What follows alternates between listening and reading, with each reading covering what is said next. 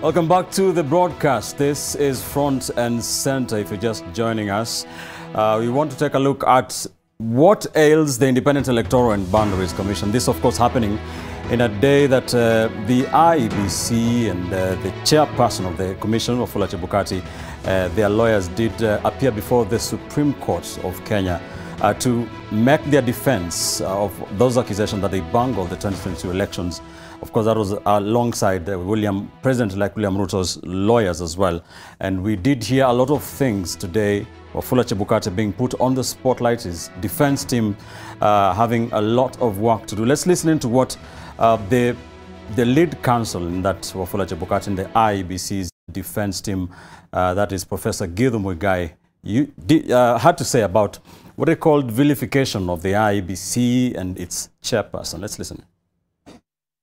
I recall mentioning in 2017 before your lordships that this gentleman was being vilified for doing exactly what the minor Kiai court told him to do. It told him, don't touch the results coming out of the polling station.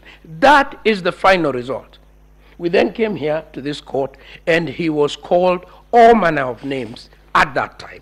This has not stopped.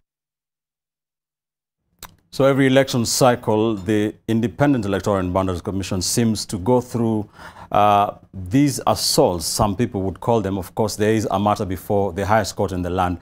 We will leave the matters arising from that petition to the seven judge bench and, of course, the lawyers. But we have also seen officials of the IEBC lose their lives in this election, in the last election. And that has been something pundits have been calling politicians out for. Let's listen to what was said in court today about that. We in this country have gone through a lot of reforms as a result of elections. If you recall, the entire ECK was disbanded by legal fiat as a result of an election. Thereafter, we have had to completely redo our election infrastructure. We have come to the point where this court 5 years ago laid the law. Now, if you look at all those steps, we have taken radical steps that have cost treasure, that have cost lives, that has cost livelihoods, including staff members of the ECK who have either died in office or who have been fired as a result of you have all been disbanded. Our law has no problem, my lords. Our elections have no problem. The problem lies with our politics, and the problem lies with our political culture. That cannot be legislated. It cannot be delivered through litigation. It has to be elsewhere. Men and women who run for office in this country must accept that it is possible to win. Indeed, it is even more likely to lose. All right, that is lawyer Abdikadir Mohammed. So the question we're trying to find an answer to, what ails the IEBC, the Kenyan Electoral Commission? All those problems that are bedeviling, that seem to bedevil arguably the most important independent commission in this country, are they by design or by default? I'm joined in studio by political analyst Daisy Maritim Maina and lawyer and political analyst Joy Mdivo. And also joining us all the way from the county of Kwale in Diani is lawyer and political analyst Martin Olo. Later on, we shall be joined by lawyer and political strategist Kipchumba Karori. Ladies and gentlemen, many thanks for joining me tonight. Let me begin with you, Daisy. Welcome to the show. Thank you. What do you think ails our electoral commission perennially? Thanks for having me, my first time here. I think in answering that question sufficiently, we need to have or require an understanding of two things. Number one, what is the role of the IEBC? And then number two, what does the IEBC represent? Because those are two different things. There's the role of the IEBC that is laid out in the Constitution. That's their mandate, what they're supposed to dispense, right. What the standard operating procedures have been that they have developed all through the years. Those are things that are almost mechanical, what they do. But then there's what the IEBC represents to the Kenyan people, and those are things that are of a higher ideal. Those are things about the sovereignty of the people. Those are the things about them being the administrators of the intentions of a nation. Right. Now, it is this second thing that gets us into a cycle of contestation. It is this second thing that causes deep discontent if people feel that their will is being subverted, especially if they feel that their will is being subverted because the IEBC, the administrators of their intention, have been captured by people who are in pursuit of power. All right, well said. Let me come to you, Joy. Do you agree? And first of all, do you believe the IEBC gets vilified? I mean, there's a case in court. There was a case in court in 2017, in 2013 as well. It is in our constitution for people, if you feel you have been robbed of in an election, to go to court. But there's a school of thought that the IEBC tends to get vilified. Do you agree to that? Thank you for having me tonight. I think I agree with Daisy that part of the problem that we have with the IEBC is that there is one thing it represents for us, and then there's what it's actually supposed to deliver versus what people want to see as the desirable outcome. And I think the problem we've had through the ages is we've been asking of the IEBC something that even we as a society are not. I agree with my senior, Abdi Kadir, when he says that the problem doesn't lie in the laws, it doesn't lie in the institution, it actually lies in our political hygiene. We don't seem to understand that in a political contest, winning and losing is part of the equation. And that's why you find when somebody loses, you have to find who to blame.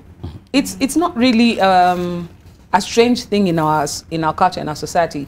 I come from the lawyer community and nobody just dies. If you die today, we will find out who killed you. I mean, it must be the person who's not crying at your funeral because they're happy that you're dead. If something happens, we have this cause and effect. And it's a coping mechanism, I think, for us as a people. But what has happened is, despite the growth that we have seen in our electoral laws and in our electoral processes, still we keep reaching for this utopia that we haven't reached. You think back to the days when, in the first Kenyatta era, where a whole constituency would do an election, yield a result, and then the president says, no, tell them they selected wrong. They didn't enjoy, they meant Ben. And that was it. Ben became the new MP by executive fiat, to a place where we had the ECK, that you have a chairman who says, I actually don't know who won the election, to a place now we've got a public portal where we can compute our results for ourselves. Right. So we are making strides. So but it seems like now the players in the field are not seeing these changes. All they're seeing is, if I've lost, there must be someone to blame. And the soft underbelly is the IEBC. All right. Let me get the views of Martin or Law before we take a very quick break before 10 p.m. Martin, today, listening to the proceedings at the Supreme Court, Wafula Chebukati's name was mentioned adversely, all those things. And yesterday, when the petitioners were in court, and today the respondents, had to do their defense. Do you believe that the IEBC tends to get vilified, or is this just normal? What happens as a democracy is maturing? Thank you, Ben, for having me and for having the guests in. Let me start by saying that I don't agree with what my sister Joy is saying. The reason we have Article 140 in the Constitution means that any Kenyan, not political players, and that's why we have more than 9 petitions this time round, any Kenyan can approach the Supreme Court and make submissions as to the validity of a presidential election, and indeed any other election away from the presidential election. So that is not about political players.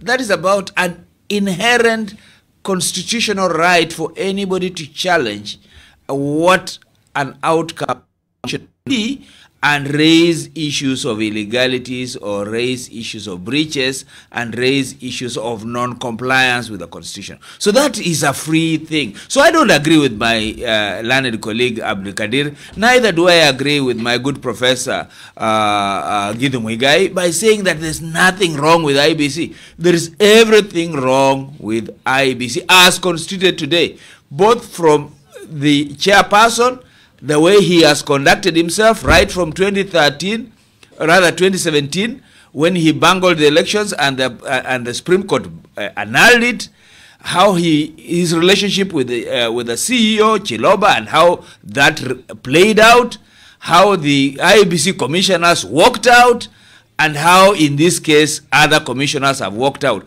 There is something inherently wrong. You can't defend an illegality. You can't defend incompetence. You can't defend poor leadership. You can't defend absence of management skills on the part of Wafula Chebukati as the chair. Indeed, the questions are very simple. What was difficult in him making sure that the announcement of the 27 polling stations was done in terms of, since they had been verified? That question is out there. He'll be responding to it. So basically what I'm saying is that there is something inherently wrong with IEBC as constituted today, both in terms of the human capacity, both in terms of competence, both in terms of the will. And let us not forget this, Ben. IEBC is composed of Kenyans. When we talk of corruption, when we talk of malfeasance, when we talk of even the independence, the reason is it's not enough to call an institution independent. How are the people inside behaving?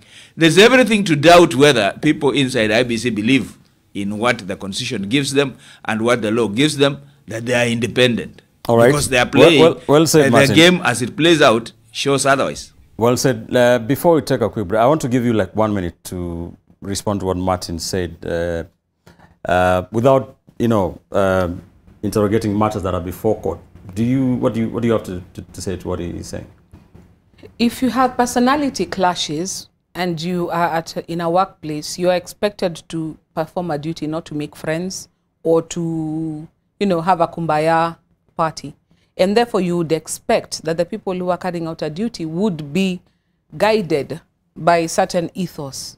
Now, if you remember the first lot of IEBC commissioners who left, they just said that they didn't like Chebukati and his working style. They didn't give us anything else to go by. IEBC this time round, what they did, in my opinion, they not only walked Kenyans through the process, they told us how they complied with the criticisms that were leveled in the 2017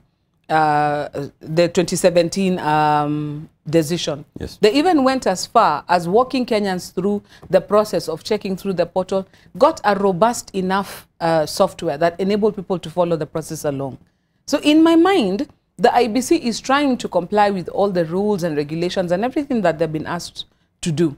The people who don't like what they see is the politicians. I agree, any Kenyan can go to court to challenge the conduct of the election and the outcome of the election if they find that there's something wrong with it. That is true. But we have to separate not liking Chebukati and whether or not he did a good job. All right. He delivered 5 other elections on that day. All of those people are waiting to be sworn in, others are already in office. But we have a problem with this particular one. Why this particular one? And that's what I'm saying. It must be something to do with our political culture, because it is not normal behavior in a democracy that every time we go to an election, it ends up in court.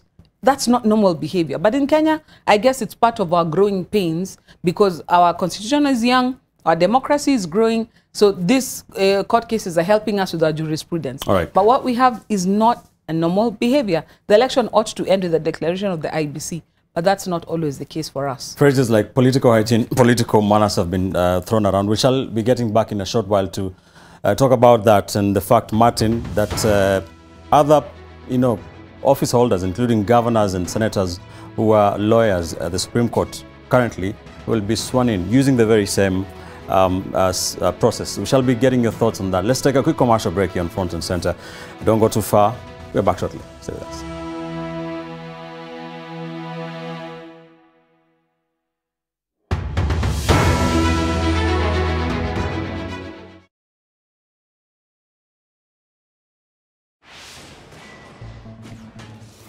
almost 250,000 people die on the road in Africa each year. Follow these safe steps and help save lives. Just one drink can increase the risk of a serious crash. Short-term remedies such as coffee or energy drinks don't help. If you need to travel, take a taxi or public transport, or just stay where you are. So when you're on the roads, follow these safe steps and help save lives. We all have a role to play in road safety. Together, let's make Africa's road safer.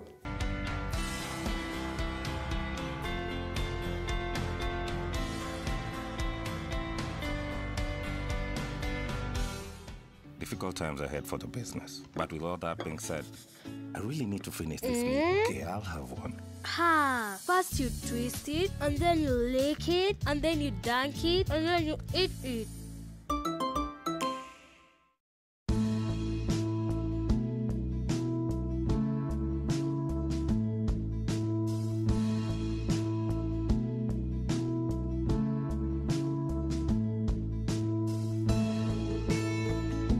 The Chief Principal, Eldoret National Polytechnic, Mr. Charles Kowech, wishes to inform prospective students that admission for the September 2022 intakes is ongoing. Apply now for a course of your choice. Visit www.tenp.ac.ke.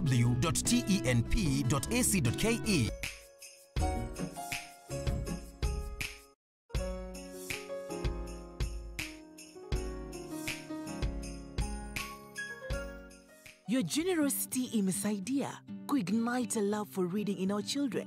Nunua any Cadbury Story Edition packs, scan QR code, and generously share your homegrown story. Cadbury, there's a glass and a half in everyone.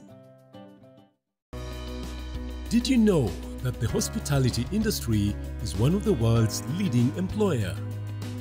We offer internationally recognized certificate and diploma courses in culinary arts, pastry and baking, hospitality management, tourism. Join us today and let us make you a professional.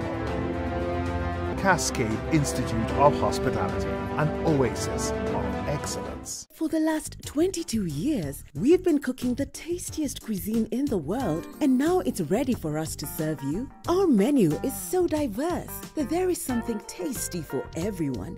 At Optiven, we offer you hot grilled plots. Whether you're craving something in Nanyuki, Malindi, Naivasha, Thika, Kangundo Road, Kitengela, order with a minimum of 298,000 Kenya shillings and get a blender or 5,000 shillings cash back. Call 0790 300 300.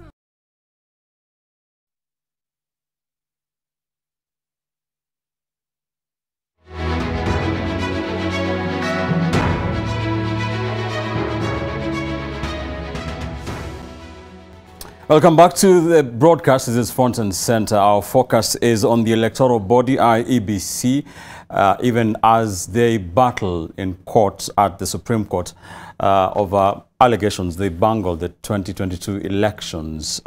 Is the IEBC a poisoned chalice? There seems to be this perennial perception crisis. That is what we're focusing on. And today, as the respondents are making their submissions before the 7-judge bench, let's listen to what Gideon Muigai had to say about the fact that the other 5 electoral offices seem to be fine in terms of the credibility of the election.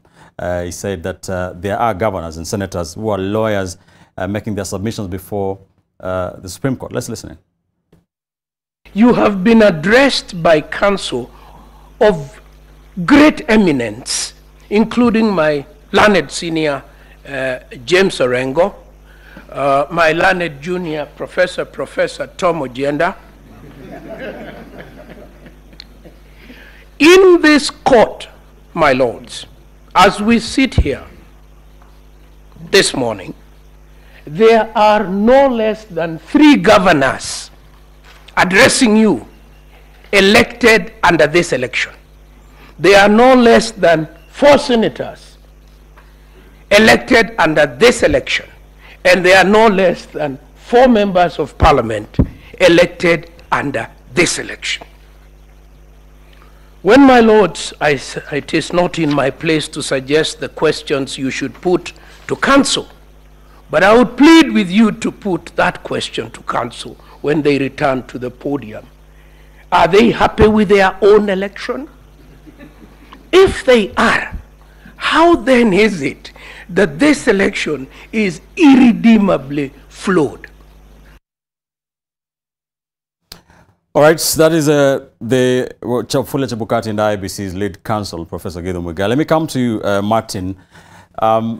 What is your take on the fact that that was thrown the way of the petitioners, that the other 5 electoral offices seem to be fine? It's only the presidential election where the seeming losers seem to be, making a case. What do you say to that? You know, Ben Kitili, we are dealing with oranges and apples here. The issue about our elections is that we conduct 6 elections on one day. And the Constitution mandates resolution of presidential. Anybody is happy is to assume that we have exhausted the 28 days in which other petitions are supposed to be lodged. We don't know what others are complaining about. We have no idea what other petitions are going to come about. So to say that we are all happy or everybody else is happy is to presuppose that the 28 days that they have been given to file petitions has lapsed.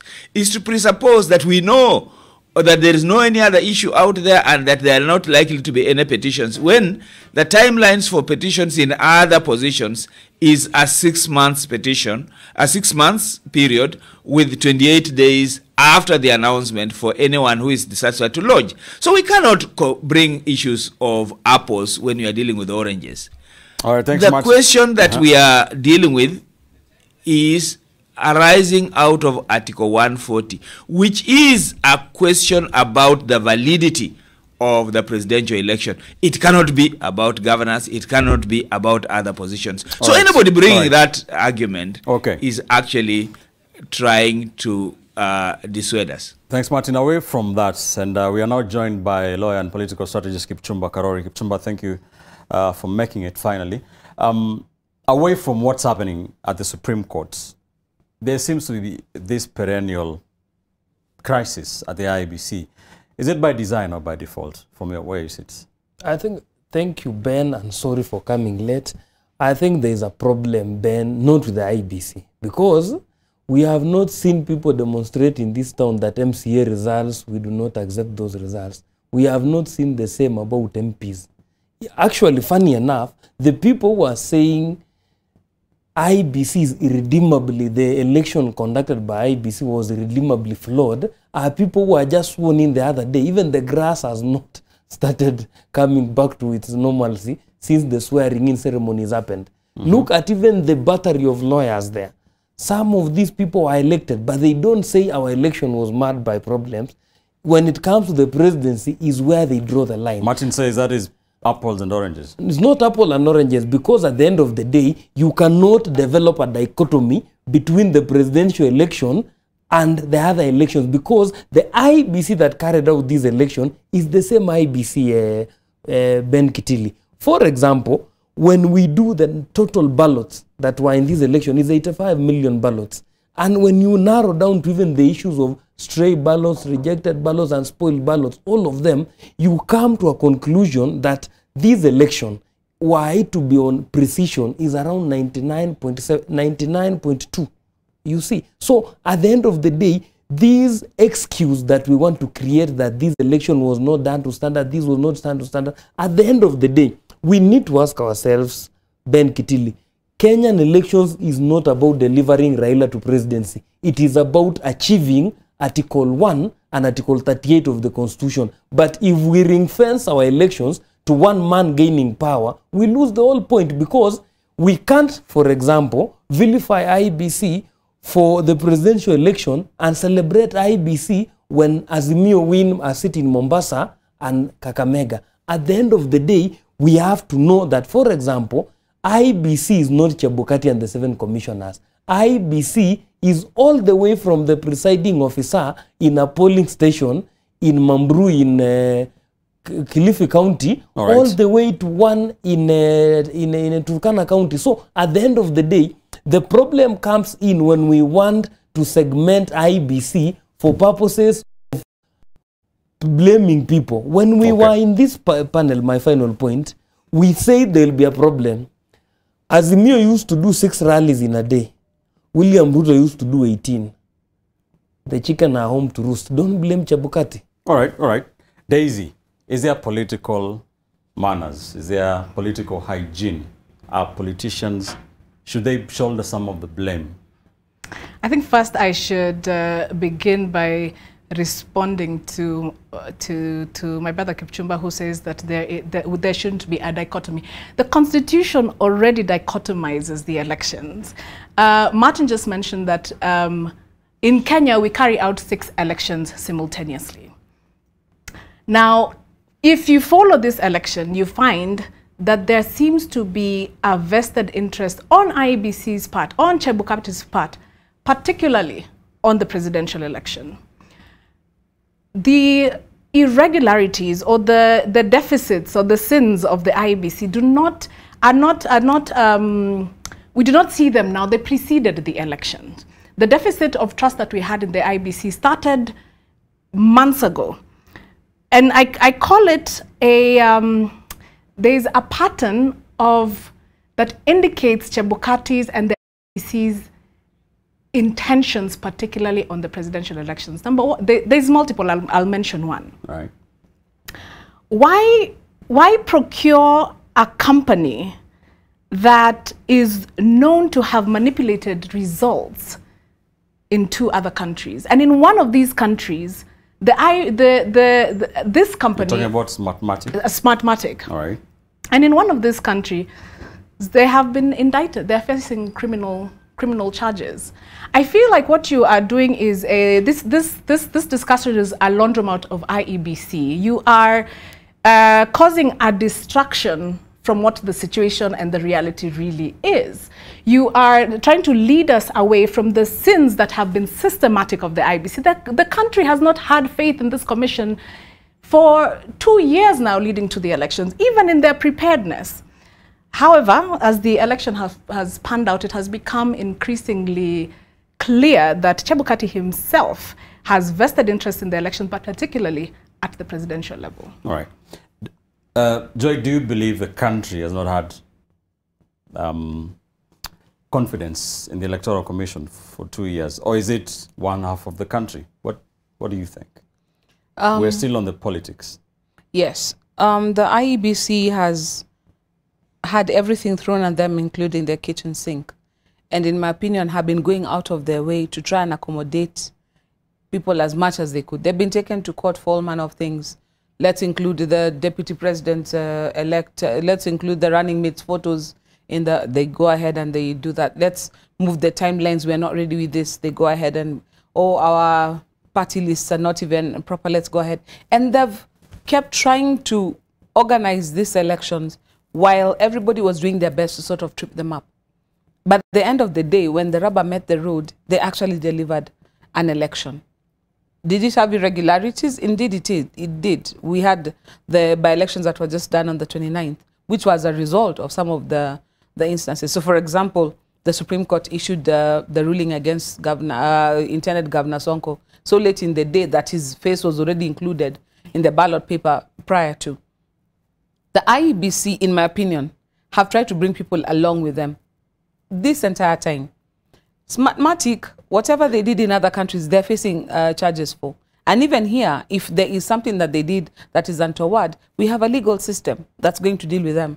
But like I said earlier, the people here with the bad political hygiene are the politicians themselves. Why? Look at how Kenyans have behaved this time around. Kenyans came out. Those who wanted to vote came out and voted. Those who did not want, didn't even bother to register. And the ones who did come out to vote, came out to vote. As soon as Kenyans were done, what did they do? They went back to their daily lives. We have seen the politicians trying to rally and say, come, let's do this together. And the Kenyans are like, no, we trust the courts. You go deal with it in court. That tells me that the Kenyan voter is maturing faster than the Kenyan politician. When you listen to even the arguments and the accusations against the IEBC right now, you are at pains to understand what exactly is the gripe. Is it the numbers? Because we are still talking about this, you know, phantom things in servers. We are talking about things that if you really try to pin it down, it's non-specific. One of the things that our jurisprudence has done through the years has said, if you're bringing an election petition, and that's what even the ones who go to the lower courts will face, you are told, bring us specifics, which polling station, what results.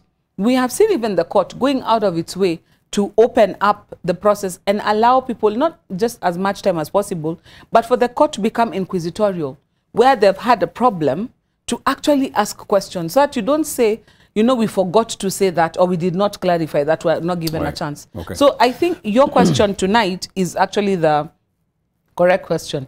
Is the IEBC a poison chalice? Because it seems to be a place where it's a career killer. You work in the IEBC, you're vilified to a level where you become almost useless for anything else. You get out and it's like you're chewed up and spat out. Is that what we want to portray with our IEBC? What sort of professionals will be attracting to these IEBC positions in future? Because anybody who still thinks that they have a future in their career, will they want to work in an organization where it doesn't matter how well you do, you know, at the end of the day, you'll be called names, you'll be chased out of town. And I mean, I take my hat off to Chebukati, because even in the face of the provocation that he has faced in 2017 and now, he's still standing. In my opinion, I'm like, you know what? All right. Kudos to him. All right. I want us to switch gears and talk about what are possible solutions to what's happening. But before we do that, Martin, very quickly, in just 1 minute, the cycle of that we've seen the Electoral Commission go through ever since the promulgation of the 2010 Constitution, with the first election in 2013, which was, which was contested at the Supreme Court, and we saw the political class, so one side of it, bundle the then chairperson, Isaac Hassan, out of office, to bring in Wafula Chebukati, was seen as the reform to that commission. And now we have been seeing this from 2017. Again, it was contested. It was nullified by the Supreme Court. We're seeing this in 2022. Is this process taking us to the right, in the right direction from where you sit? Absolutely. I think that we must face our problems squarely in the face, and we must deal with issues as they arise. I am very disturbed by my good friend Joy and my student in the studio. I mean, my learned colleague there. I mean, the point is this: a wrong is a wrong. A right is a right. Anybody is free to complain. Do not vilify politicians for crying out about elections. That is their right. And from a constitutional legal perspective, you cannot vilify somebody for seeking justice. Let us give them that room. Just like we cannot vilify Chebukati for going to court or IEBC for going to clean their names. That's their business to do so. However, we are saying there is a problem, and it plays out. We saw what happens to the interim IEBC. We saw what played out in 2017. For the first time, elections were nullified. We saw how Chebukati acted with the Chiloba. We saw what happened. We saw the commissioners that resigned. And we should not be surprised to see that these other four commissioners are actually also having problems with Chebukati. There is something inherently wrong with the character and the personality and the performance of Chebukati. He is not my hero. So he shouldn't be a Kenyan hero. On that, Martin, we have to wait to see what the court, rules on Monday, whether anybody or who, if anybody, is. Just allow me. My teacher wants to run away with murder. I have an issue with people who praise soup but have an issue with meat. How do you get the soup? You cannot say you have. One, we said Chesoni was wrong. We said Kivuit was wrong. We said Isakasan was wrong. We are saying Chebukati is wrong. Who then is right? Ben, at the end of the day, are we saying we want to invite Angel Gabriel and those others to come and preside over elections? I think we need to have a retrospection as Kenyans and think about where we are going as a people. Because at the end of the day, what is the purpose of elections, Ben? Elections is for Kenyans to come and express their will. It should be as simple as that. And when you read Article 1, when you read Article 88, you go to Article 138 and you read Article 140. Some of these things are as simple as ABCD. Why do we want to convolute them? Chebukati was not in my polling station in Tebesonik Primary School. Why will people blame Chebukati there? And the results that were announced in Form 34A in Tebesonik Primary is what is at the portal, and it is what was brought to Bomas by my returning officer in Tarbo constituency. That it is that simple. Any other thing outside these, I think we are just dancing too much to the song. Solutions. Daisy, where does the solution lie to this perennial issues that look like an assault on an independent constitution? People are divided. The country is divided right down the middle about it. What is the solution? I will mention one solution because I'm sure there are multiple. One remedy would be to hold individuals culpable. We must move away from the veil of incorporation, from IEBC as an amorphous commission that is under accusation, and now move into culpability. In 2017, a whole election was nullified, but nobody was held accountable for that nullification. And I think what will happen if we hold individuals accountable is that there will be deterrence, is that people will not hide behind institutions, hide behind positions, hide behind commissions. So I think one of the things that could possibly come out of this petition is that not only will it be corrective in terms of pointing out what the irregularities are and then course-correcting. Course-correcting like we did in 2013, for instance, where spoils votes were not incorporated into the final tally and so on and so forth. But in addition to being corrective, this petition should also be punitive, and that being punitive is holding individuals accountable. All right, Joy. Okay. What's the solution to what you think is ailing the commission? One thing I think we got right is that we gave IEBC Commissioner Security of Tenure, and what the Security of Tenure does, it puts them at par with other people who do such high-risk jobs, for example, judges and other chairmen of other constitutional commissions, that you're able to do your work without the fear of wanton reprimand for whatever reason.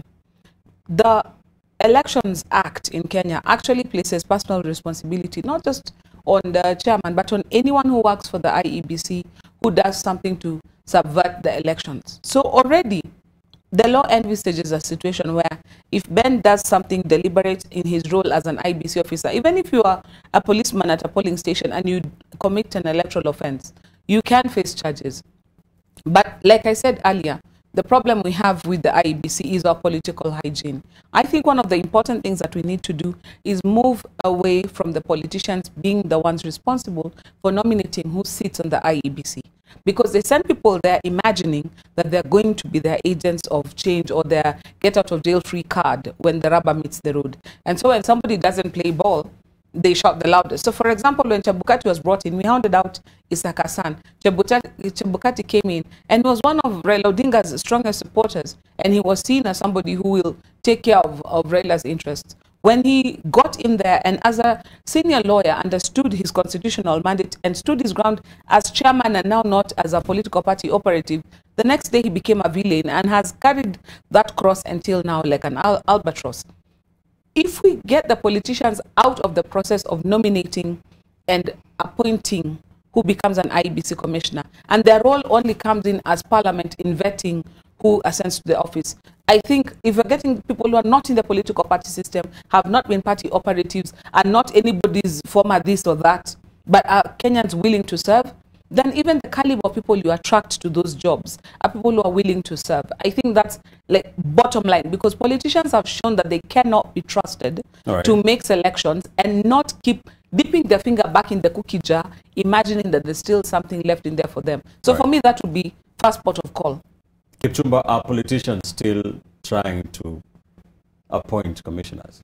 I think the bad... And what do you think is the solution to the problem? The issue we are suffering with is the hangover of the politicians of the former regime, whereby the IPPG kind of a model, because strictly speaking, our politicians do not have a role in appointment of the IEBC commissioners. But kwa ground, as they say, vitu ni different, that is what they do. Like the commissioners we have now, the 4, those are purely handshake commissioners. You can even say, while seated in this TV, who was brought by who. It's only that we don't want to go there. But what we need to do going to the future, number one, the constitutional architecture around Article 140 creates a lacuna whereby we have the election offense, but the offender has to wait to go to the High Court for that. The offense, the electoral offenses are not tried in that court. When you read the strict reading of Article 140, those issues that are tried there, the jurisdiction is a bit very narrow. So the issue is we need to expand the jurisdiction of that court when sitting as an election court to include electoral offenses, so that if you find an offender, you can deal with them at that level. Because our country, we have a very short span of memory, and even the issues that interest this country do not last over 8 hours.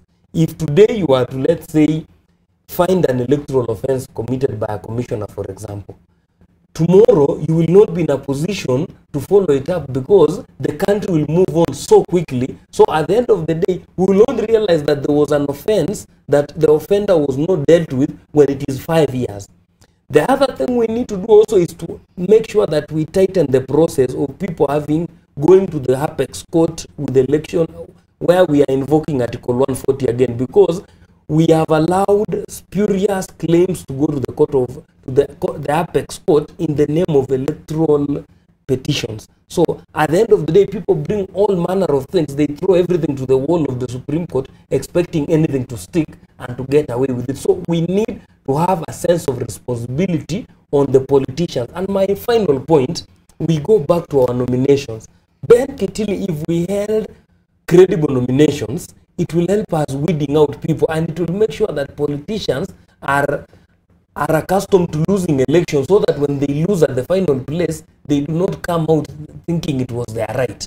And the last thing is to make sure that the issue of looking at power as an end in itself, we should also make sure that we thaw down the effects of power in this country, because the power around the presidency is what makes all this ulabalu around these presidential elections. All right.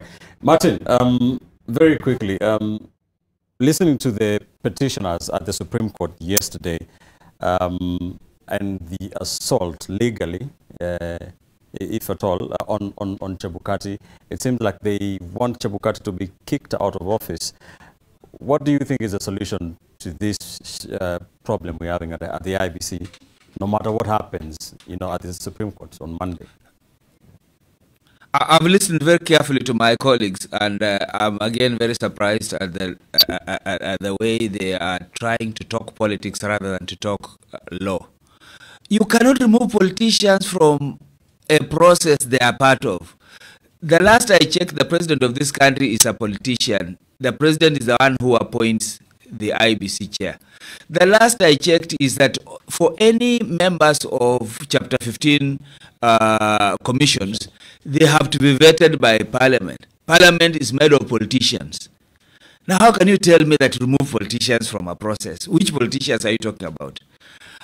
Now, having said that, I want us also to be very clear that we have had Chapter 15 commissions for very good reasons. In fact, the insulation of Chapter 15 constitutions into the constitution and therefore into the legislation was meant to give these commissions the independence and the insulation from politicians.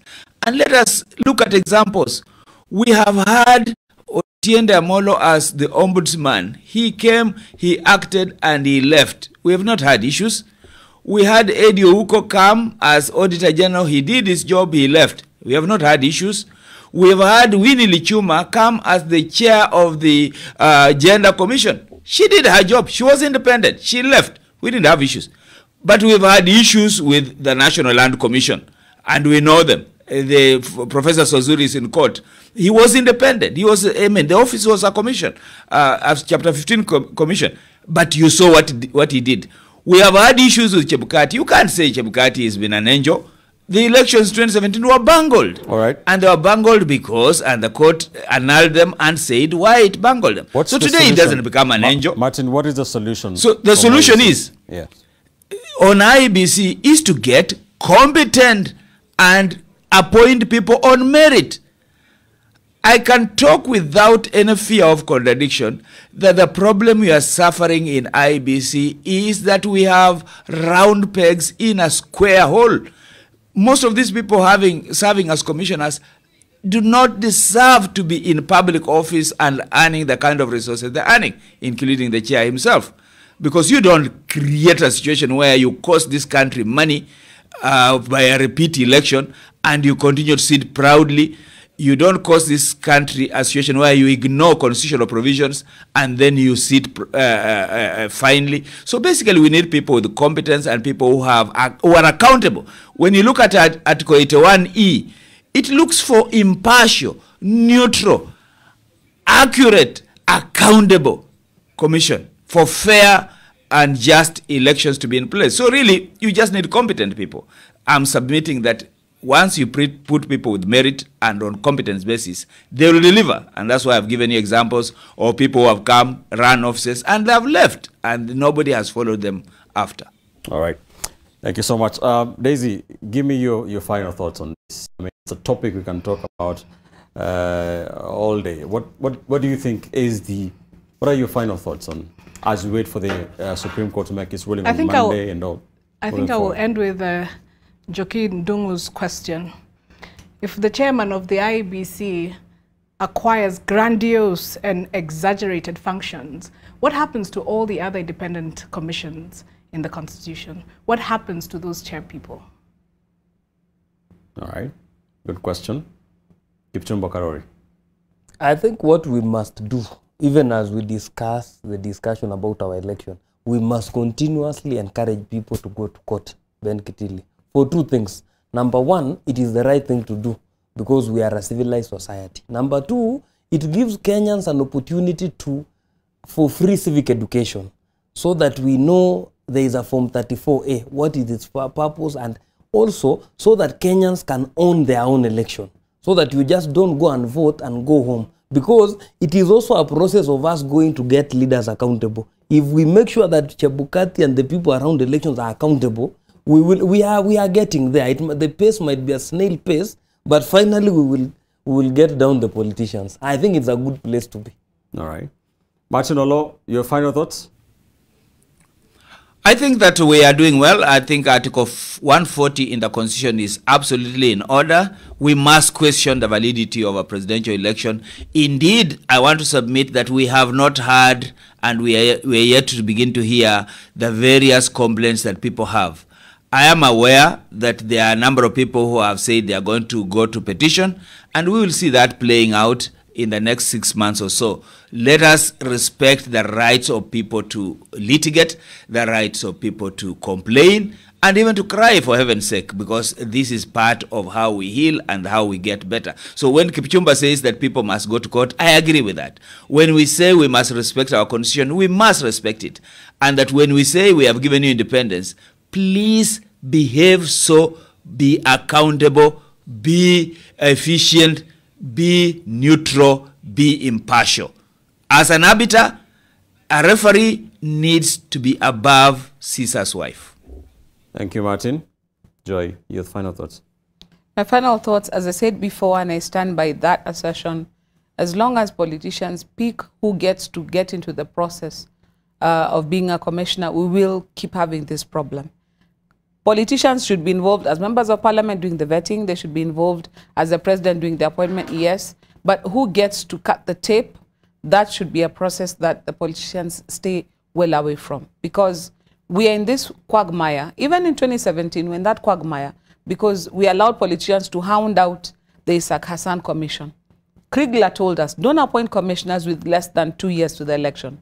We're still doing that to date. So we need to come to a place where we allow the processes that we have in place, the laws that we have in place, the recommendations that we have in place to exist despite the tantrums thrown by our politicians. The next, I think we also need to change how we do these elections. from what I observed with this current election, the returning officers have got a very difficult job in having to manage the constituency results while being waited for at Bomas to physically deliver the results. Maybe it's time to have a separate returning officer handling the presidential tally, or to do the presidential election on a separate date, so that the processes around the election are also more manageable. Because what we gave ourselves in our constitution of 6 elections being done on one day, no one in the world gets this done. It's just us who get it done. And it's not an easy process. And finally, my suggestion would be, it is true we are growing in our jurisprudence and we are having a robust discussion about this. But can we get to a place where we actually finally learn? We cannot endlessly be in a situation where every election has to be determined in court. We have to grow as a democracy to a level where we can cast our votes, they can be counted, we are given our results, we shake hands and we walk away. This is what we saw, for example, somebody like Governor Lonyangapo, who lost by what, about 1,600 votes? That was like, you know what, man, I think you did better than me. Well done. I've done a good job. I hand it over to you. And he walked away. We need to get to that level of political maturity where it ends when the people have spoken, rather than always having to go to court to adjudicate. So of this learning, it has to come to an end. Let's graduate. And hopefully this will be the last time where our elections are being determined by the courts rather than by the people at the ballot box. All right. We wait to see what the Supreme Court, the highest court in the land, will be ruling. They will be hearing their final submissions tomorrow up until midday, the CJ said, before they retreat to write their judgments and announce their verdict by Monday. Thank you so much, ladies and gentlemen, for joining me on Front and Center tonight. Lawyer and political analyst Joy Mdivo, lawyer and political strategist Kipchumba Karori, political analyst Daisy Maritim Maina, and of course joining us all the way from Diani in the county of Kwale, lawyer and political analyst Martin Olo. Thank you so much, Martin. And of course, my camera person there, Karim Rajan, who did go through a lot to get to the South Coast. That's why we leave it on Front and Center as we continue to keep an eye on what will be happening in this case, the 2022 presidential election petition that has pitted, of course, Raila Odinga and Martha Karua trying to get President-elect William Ruto win to be nullified. Of course, IEBC and the chairperson Wafula Chebukati being a big part of it. 7 petitions mentioning Wafula Chebukati and saying that he broke the law. What will be happening? We shall be seeing, and of course we shall be keeping an eye on that and giving you, making sense of it for you as we continue to wait for that verdict. That's where we leave it. Be sure to join us every Thursday from around 9:35 here on NTV as we try and dissect the biggest political and policy issues in the Republic for all of us here on the show. I'm Ben Kitili. Many thanks for watching. Good night from Nairobi.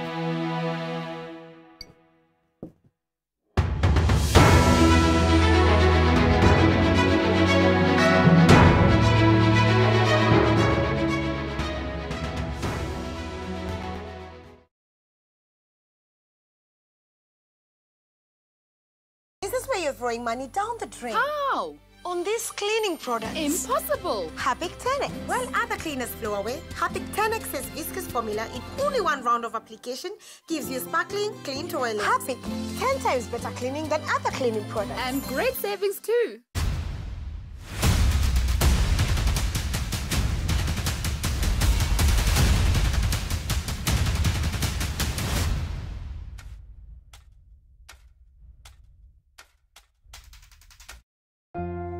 Unapohisi maumivu, unahitaji kitulizo kinachotegemeka. Jaribu Panadol Advance. Ikitumia teknolojia Panadol Optizorb, tembe hiyo hufyonzwa haraka na kuandaa kitulizo cha haraka dhidi ya maumivu. Jaribu Panadol Advance.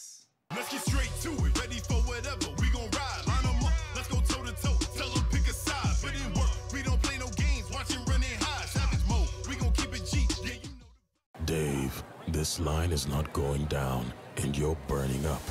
But I'll sort you out, my friend. See that barrier? Go for it. Yeah. Bing bang bing. Bam bam. Hey, boss. Najua nyama inakaa soft, lakini vitu ni different ukiwa na heartburn. Remember last time? Bro, you don't listen. Unajipima. I tried looking out for you, bro. Eish, unaona sasa? How's the heartburn? Checky, it's burning. Do not hold back in any situation. Eno gets to work on the 6 symptoms of heartburn fast. You do know you said all of that out loud, right? If symptoms persist, seek medical advice. Chimbitisha, uondoke Mitsubishi. Hit the highest odds daily. Ushinde Mitsubishi Expander. Pokea 50k daily. Na ukishindwa kwa mechi moja, pokea 25k cashback. Mozartbet. Avoid those people. When you kusaidia hawezi kujenga. Avoid those. The weekend is final here and we're ready to rock and rumble. Now on Teen Republic, it's all matters a drill. 254 in the real rappers. Get the baddest underground rappers wapelekane head to head. Kwa nini kesho? Na pale kwenye Bazenga, we're going to be kicking it with the very beautiful Abigail Chams from Tanzania. And on the Hangout, guys, I got to chill out with the one and only Abby. She is a multi-talented instrumentalist. Napale Studioni, tutakuwa now dancers maridadi. And music policy will be courtesy of DJ Rick Mo, the Afro King. Post a location after we're gone, can't slip and let them know where we're at. I don't know. Safaricom Foundation is uplifting communities by bringing their dreams to reality through Ndoto Zetu. Apply online or visit any Safaricom shop near you. Application deadline is 15th September 2022.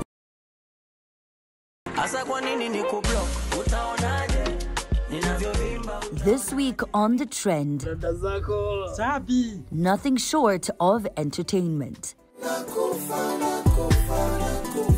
Osoro on social media.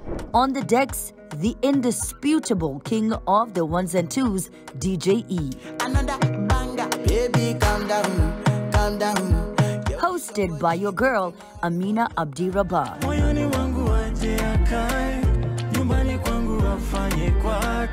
All of this going down this Friday on The Trend, only on NTV. The Trend, in association with Techno Common 19.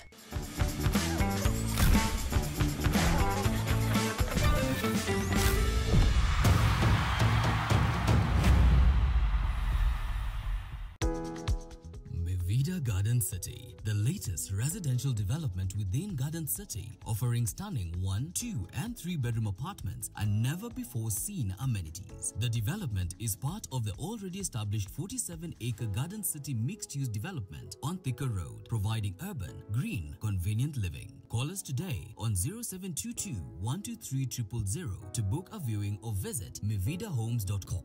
Mevida, my home, my life. Chimbitisha, uondoke Mitsubishi. Hit the highest odds daily. Ushinde Mitsubishi Expander. Pokea 50k daily. Na ukishindwa kwa mechi moja, pokea 25k cashback. Mozartbet. Asa kwa nini nikublock? Utaonaje? This week on The Trend, nothing short of entertainment. Osoro on social media. On the decks, the indisputable king of the ones and twos, DJ E. Another banger, baby, calm down, calm down. Hosted by your girl, Amina Abdirabah.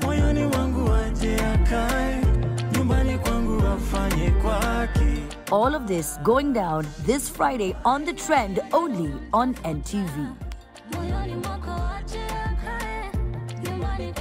The Trend, in association with Techno Common 19.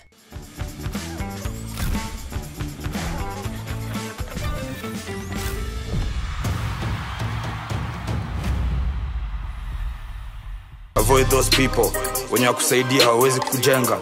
Avoid those. The weekend is final here and we're ready to rock and rumble. Now on Teen Republic, it's all matters a drill. 254 in the real rappers. Get the baddest underground rappers wapelekane head to head. Kwa nini kesho? Na pale kwenye Bazenga, we're going to be kicking it with the very beautiful Abigail Chams from Tanzania.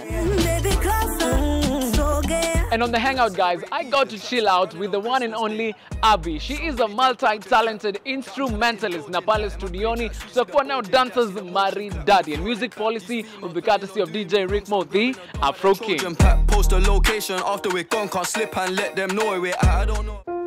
Safaricom Foundation is uplifting communities by bringing their dreams to reality through Ndoto Zetu. Apply online or